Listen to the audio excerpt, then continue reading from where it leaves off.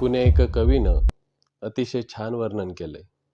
ध्यानस्थ जणू बसलेला वृक्ष, जटा ह्या साऱ्या, अगणित पारंब्या सुटलेल्या रुतलेल्या, छाया ओघळणाऱ्या. घनदाट पालवी गुहे परिवाटे हा डेरा, पारावर कुशीत वसलेला भगवा देव्हारा.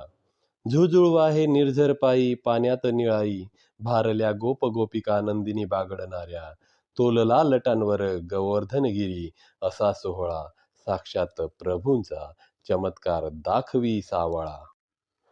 हे वर्णन आहे अहिल्यानगर जिल्ह्यातील संगमनेर तालुक्यात असलेल्या पेमगिरी येथील अतिशय विस्तीर्ण परिसरात विस्तारलेल्या महाकाय वटवृक्षाचं.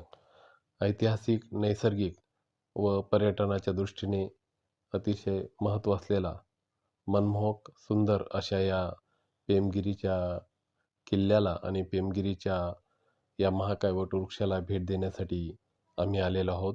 माझ्यासोबत आहेत ज्येष्ठ शिक्षक संजय पाटील बोरविरकर, राज्य आदर शिक्षक गोकुळदादा पाटील, डॉक्टर निलेश शेळके, त्याचसोबत सर्वांचे लाडके आमचे संदीप पवार मामा यांच्यासह आम्ही इथं उपस्थित झालेलो आहोत.